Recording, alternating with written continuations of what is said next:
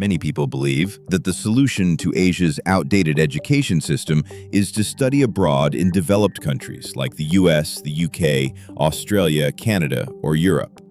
At first glance, that sounds right, and partly it is.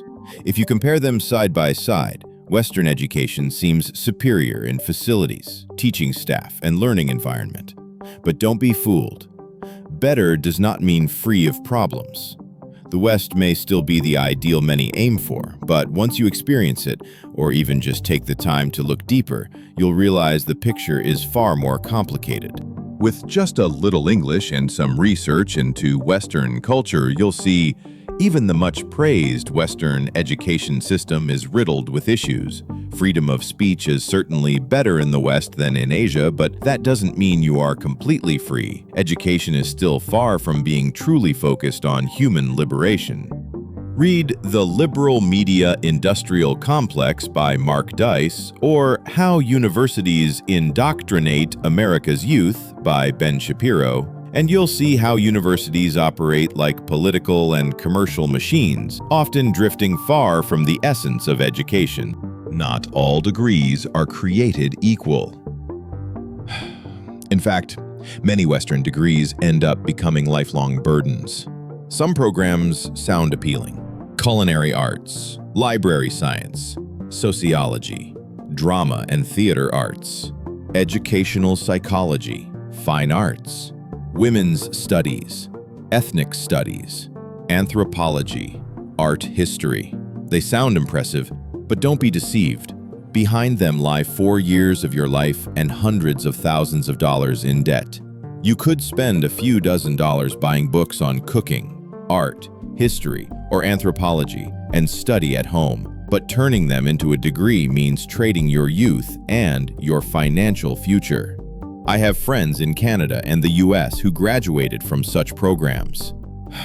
They are good, intelligent, kind people, but today they struggle with minimum wage jobs, or worse, can't find work at all. Some even pursued a second degree, like accounting, only to pile on more debt.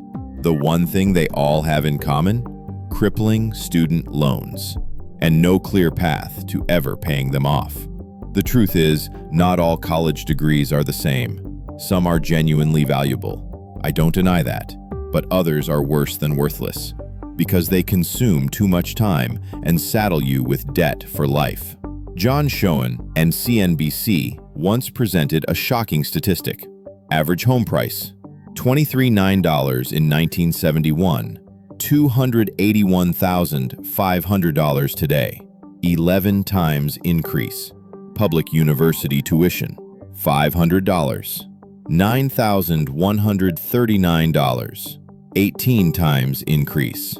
Private university tuition, $1,831, $31,231, 17 times increase. Average income, $10,600, $53,657, 5 times increase. If an 11-fold jump in housing prices already makes you shiver, take a look at tuition. It has skyrocketed 17 to 18 times. Meanwhile, average income, even adjusted for inflation, has barely increased. When I studied in Canada, everyone thought I'd be exposed to the finest knowledge of humanity. That's partly true, but there's one principle you must understand. Going to school does not necessarily mean being educated. Whether in Asia or the West, schools are still bureaucratic machines, mass-producing students like ants on an assembly line. You still spend 3 to 4 years, still take exams, often forced to game the test rather than truly learn. In reality, most of the time you'll have to teach yourself because lectures are often less effective than a YouTube video or a book. Many professors stick to outdated methods. Some are lenient, just to secure good ratings on ratemyprofessor.com. Others are difficult and become a burden. But whether good or bad, you simply cannot rely on them. People often say the most important part of school is self-study. But if self-study is the most important, then why go to school at all? This is the paradox few ever bother to question. Anyone who studied in the US or Canada knows this. Each textbook costs around $200 to $300.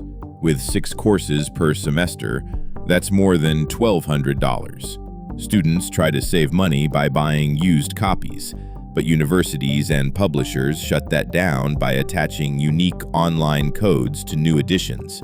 Codes needed for homework assignments that count for 10 to 15% of your final grade. No code, no credit. This means you are forced to buy the new book at full price, even though the content hardly changes. And that's just the tip of the iceberg.